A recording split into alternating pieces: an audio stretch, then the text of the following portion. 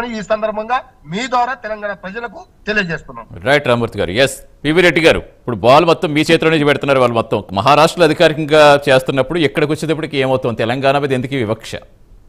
ఇప్పుడు కూడా నేను ఏమంటున్నానంటే, వీళ్ళు బీఆర్ఎస్ పార్టీ కేసీఆర్ గారు అధికారంలోకి వచ్చాక, దానికంటే ముందు ఏం చెప్పారు వీళ్ళు, మేము అధికారంలోకి వచ్చాక ప్రతి సంవత్సరం కూడా డెఫినెట్ గా తెలంగాణ లిబరేషన్ డే జరుపుకుంటామని చెప్పిన వాళ్ళు ఓన్లీ బీఆర్ఎస్ భవన్ కి ఎందుకు పరిమితం అయ్యారు? నెంబర్ 1, వాళ్ళకి సమాధానం ఇప్పుడు కూడా చెప్పలేకపోతా ఉన్నారు. 10 సంవత్సరాలు మీరే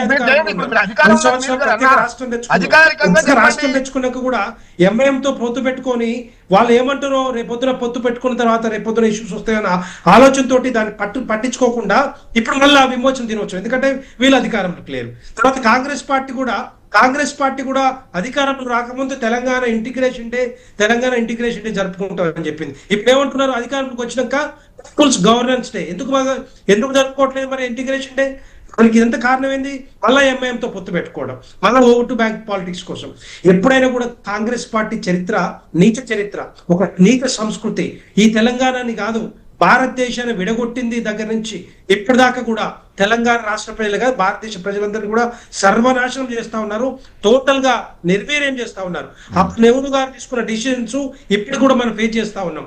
ఈ హైదరాబాద్ సంస్థానం దగ్గర 2,14,563 చదరపు కిలోమీటర్లు ఉంటే, మహారాష్ట్రలో కొంత భాగం, కర్ణాటకలో కొంత భాగం, తర్వాత తెలంగాణ రాష్ట్రం హైదరాబాద్ సంస్థానం, ఇవంతా కూడా చాలా పెద్ద సంస్థానం. చెప్పాలంటే అన్ని సంస్థానాల్లో ఇదే పెద్ద సంస్థానం. దగ్గర 1,50,00,000 మంది, అప్పటి 1,62,00,000 మంది అప్పుడే మరి ఈ సంస్థానంలో జనాభా ఉండేది. అలాంటి పెద్ద జనాభా, అత్యంత ఎక్కువ ఉన్న జనాభా, ఆదాయం ఎక్కువ ఉన్న హైదరాబాద్ సంస్థానాన్ని మరి ఆ రోజు ఇమ్మీడియట్ గా ఆపరేషన్ పోలోనో లేకపోతే ఇంత ముందు దానికంటే ముందు ఒకవేళ చేపట్టుంటే హైదరాబాద్ సంస్థానాన్ని ఆ టైంలోనే విలీనం చేసిన వాళ్ళు, కానీ అది పట్టించుకోలే. కాశ్మీర్ సమస్యకు కూడా ఇప్పటికి కూడా కారణం అదే. కాశ్మీర్ సమస్యకి సర్దార్ వల్లభాయ్ పటేల్ సూచన చేసినా కూడా దాన్ని పట్టించుకోకుండా మరి దానికి స్వతంత్రంగా ఒక ప్రతిపత్తి ఇచ్చి ఇప్పుడు కాక మనం ఫేస్ చేస్తున్నాం అంటే it's all because of the Congress party డిసిజన్సే. అప్పుడు నెహ్రూ గారు తీసుకున్న డిసిజన్స్ ఇప్పుడు కూడా మొన్నటి వరకు ఏది ఈ ఆర్టికల్ రద్దు చేసేంత వరకు కూడా మనం ఇప్పుడు ఫేస్ చేస్తా ఉన్నాం. ఇదంతా కూడా కారణం ఏంది? ఎవరు? కాంగ్రెస్ పార్టీనే. నేను ఏమంటున్నానంటే, సర్దార్ వల్లభాయ్ పటేల్ చెప్పిన ఏ అడ్వైస్ కూడా నెహ్రూ గారు పట్టించుకోలేదు.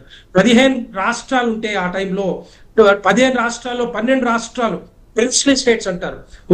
ఆ 12 రాష్ట్రాలు కూడా సర్దార్ వల్లభాయ్ పటేల్ ని ప్రధానమంత్రిగా చేసుకుందామంటే ఆ రోజు నెహ్రూ గారు ఒప్పుకోలేదు, గాంధీ గారు కూడా ఒప్పుకోలేదు. నెహ్రూ గారిని ప్రధానమంత్రి చేశారు. ఇవన్నీ కూడా ఇష్యూస్ వస్తా ఉన్నాయి. వీళ్ళు సర్దార్ వల్లభాయ్ పటేల్ చెప్పిన మాటలు వినకుండా వాళ్ళు ఇష్టం వచ్చినట్టు చేసుకుంటూ వచ్చారు కాబట్టి ఈ భారతదేశం ఈ విధంగా పోతా ఉంది.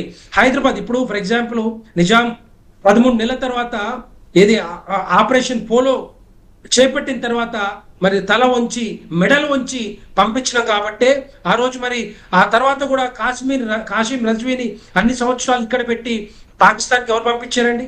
సరే, భారతీయ జనతా పార్టీ కాదు, భారతీయ జనతా పార్టీ అధికారం లేదు, కాంగ్రెస్ పార్టీ కదా, కాంగ్రెస్ పార్టీ తొత్తులే కదా వీళ్ళంతా కూడా.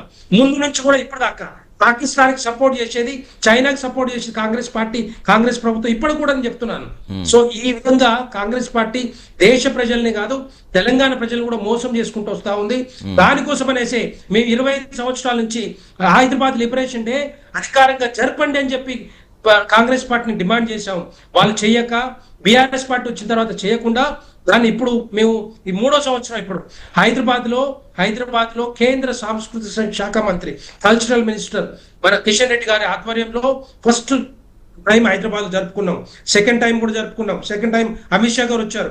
ఇప్పుడు రాజ్నాథ్ సింగ్ గారు, రక్షణ శాఖ మంత్రి రాజ్నాథ్ సింగ్ గారు, ఆర్మీ ఏదైతే ఆపరేషన్ పోలో ఏదైతే చేపట్టిరో అదే ఆపరేషన్ పోలో లో పాల్గొన్న సైనికులు ఎవరైతే ఉన్నారో అది సైనిక చర్య ద్వారా అదే సైనికులు మంత్రి ఈ రోజు మరి రేపు వస్తా ఉన్నారు. జరపడం అందరూ ఆహ్వానించేది ఒకటే ఇక్కడ. అదే పివి రెడ్డి గారు జరపడం అందరూ ఆహ్వానించేది. గతంలో విధంగా 3 సంవత్సరాల నుంచి ఎందుకు గుర్తుకొచ్చింది మీకు? ఇప్పుడు మీరు అధికారికంగా ప్రకటించే అవకాశం మీకుంది కాబట్టి వాళ్ళు ప్రకటించాలని చెప్తున్నారు కదా, దానికి సంబంధించి ఏమైనా క్లారిటీ వస్తుందా? ఏమంటారండి? అధికారికంగా ప్రకటించేది మోదీ గారు చేయాలి అక్కడ అని వీళ్ళు ప్రత్యేక డిమాండ్ చేస్తున్నప్పుడు దానికి సంబంధించి క్లారిటీ వస్తుందా? ఇది రాష్ట్రం. ఇప్పుడు కర్ణాటకలో కర్ణాటక వాళ్ళు చేసుకుంటారు. ఎవరున్నారు కర్ణాటకలో? ఏ ప్రభుత్వం ఉంది? కాంగ్రెస్ ప్రభుత్వం కాదా? కాంగ్రెస్ ప్రభుత్వం చేయట్లేదా? అదే మహారాష్ట్రలో మహారాష్ట్ర ప్రభుత్వం చేయట్లేదా? ఇక్కడ తెలంగాణ రాష్ట్రంలో ఎవరు చేయాలి? ఎవరున్నారు ఈ రాష్ట్రంలో ప్రభుత్వంలో? అంతకుముందు బీఆర్ఎస్ పార్టీ ఉంది, కేసీఆర్ గారు. ఇప్పుడు కాంగ్రెస్ రామూర్తి గారు మీరు అడిగిన దానికి చెప్తున్నారు. ఇక్కడ మీరు అధికారంలో చేయకుండా లేనప్పుడు మళ్ళీ మీరు నిందలు వేయడం ఎంతవరకు కరెక్ట్? ఇప్పుడు కేంద్ర ప్రభుత్వం దీన్ని జీవో తీయాలి, రాష్ట్ర ప్రభుత్వాలకు అప్పచెప్పాలి. ఖచ్చితంగా ఇది అధికారికంగా చేయాలని. మీరు ఎందుకు 11 ఏళ్ళు అధికారంలో ఉంటే 2-3 సంవత్సరాలు ఉండి ఎందుకు చేస్తున్నారు? అంటే మీకు కావాల్సింది ముస్లింలను ఇబ్బంది పెట్టి తెలంగాణ రాష్ట్రంలో ముఖ్యంగా కొత్తగా వచ్చిన రాష్ట్రం ఇప్పుడు మన కుల మతాల మధ్య కొట్లాడ ఎదిగే రాష్ట్రాన్ని ఇప్పుడు మనకు సమయం అవుతుంది. మళ్ళీ కన్వర్జేషన్ లో అవుతుంది. కన్వర్జేషన్ లో అవుతుంది. ఫైనల్ గా కేంద్ర ప్రభుత్వం చేయాల్సిన కార్యక్రమం కూడా చేయకుండా ఇబ్బంది పెట్టారు కాబట్టి ఇప్పుడు అడుగుతున్నాం. లేదు కాంగ్రెస్ ప్రభుత్వం ఉంది కదా, చేయమనండి అధికారికంగా. సచిన్ గారు ఫైనల్ గా ఏం చెప్తారు? ఈ సెప్టెంబర్ 17 వస్తుంటే ఈ కన్ఫ్యూజన్ ఇలా కంటిన్యూ అవ్వాల్సింది అడుగుతాడు. ఇప్పుడు వాళ్ళు ఎంతసేపు బీజేపీ వాళ్ళు ఇక్కడ ముస్లిం డామినేట్ చేసే విధంగా చేద్దామని చెప్తున్నారు. ఈ 3 ఏళ్ల నుంచి అదే చెప్తారు కదా, బీజేపీ నాయకులు చెప్తారు కదా, 3 సంవత్సరాల నుంచి లొంగిపోయింది. ఇట్లాంటి అభ్యంతరం ఏం లేదు.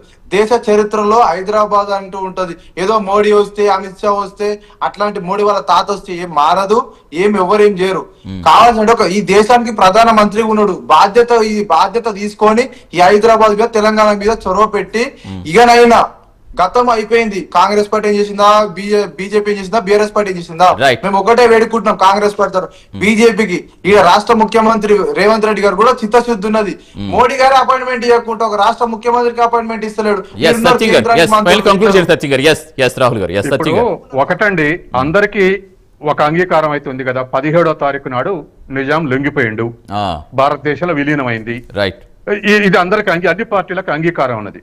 ఇక మిగిలింది ఏమిటి అంటే, తెలంగాణలో విలీనమైన సందర్భంగా, తెలంగాణలో కలిసిన భారతదేశంలో కలిసిన సందర్భంగా మిగిలినటువంటి లక్ష్యాలు ఏమిటి తెలంగాణకు? అవి సాధించడానికి ఇప్పుడు మీరే అన్నారు వివిధ పార్టీల వాళ్ళు. ఏది కేసీఆర్ 3 ఎకరాలను ఇస్తానని ఇయ్యలేదు. రేవంత్ రెడ్డి ప్రతి ఒక్క కుటుంబానికి 250 గజాలు ఇచ్చి ఇల్లు కట్టిస్తున్నది కాలేదు. తర్వాత ఇంకొక ఆయన ఇంకోటి ఇస్తున్నాడు. అన్ని పార్టీలు ఏవైతే వాగ్దానాలు చేసినా అమలు జరిపితే తెలంగాణ ప్రజలు విముక్తులు అవుతారు. నిజంగా వాళ్ళ బానిసత్వం నుంచి, వృత్తుల వాళ్ళు వ్యవస్థ ఉంటే బానిసత్వం నుంచి విముక్తి అవుతారు, రైతులు ఉంటే లిబరేట్ అవుతారు. కాబట్టి వివిధ వర్గాల్ని ముందుకు తీసుకోవటం వల్లే ఇది ఆధారపడి ఉన్నది తప్ప ఇక్కడ ఏ పదం ఉపయోగించాలనేటువంటి వల్ల ప్రయోజనం లేదు. 17 అందరికి అంగీకారం అయింది. అన్ని పార్టీలు వాళ్ళ 17 నాడు ఒకరు విమోచన పేరు మీద చేస్తారు, ఒకరు విముక్తి పేరు మీద, ఒకరు విలీనం పేరు మీద చేస్తారు, రకరకాల పేరుతో 17ని యాక్సెప్ట్ చేస్తారు. మిగిలిన లక్ష్యాలు పూర్తి చేయాల్సిన బాధ్యత రాజకీయ పార్టీల మీద ఉంది. తర్వాత మరొక విషయం, కాంగ్రెస్ పార్టీ లోపాలు చాలా ఉన్నాయి, అట్లే బీజేపీ పార్టీలో చాలా లోపాలు ఉండొచ్చు.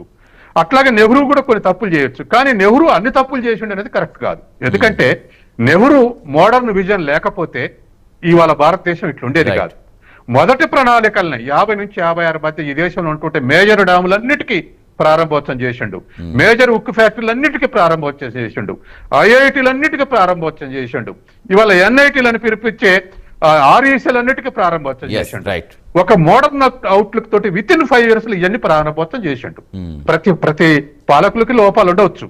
తర్వాత కాశ్మీర్ ని ముస్లింలు ఎక్కువ ప్రజలు, ముస్లిం మెజారిటీ ఉన్నటువంటి కాశ్మీర్ వాళ్ళు పాకిస్తాన్ లో కలవకుండా భారతదేశంలో కలిసిందంటే ఎవరి ఇనిషియేషన్ ఉంటది? ఆనాటి పార్టీ, ఆనాటి పాలకుల యొక్క ఇనిషియేషన్ లేకుండా ఒక ముస్లిం దేశాల నుంచి వదిలేసి ముస్లిం రాజ్యం, ఆనాటి రాజ్యం కాశ్మీర్ ముస్లిం రాజ్యం వచ్చి ఆ పరిపాలకుడు హరి సింగ్ హిందువే, కానీ ఆ రాజ్యం వచ్చి భారతదేశంలో కలిసిందంటే అది greatness of the state people. కాబట్టి వాళ్ళకి ఇవ్వాల్సిన రక్షణలు మనకిచ్చి మనలో ఇముడ్చుకోవాలి తప్ప వాటి మీద అటాక్ చేయడం కరెక్ట్ కాదు. మొత్తానికి సమస్యలు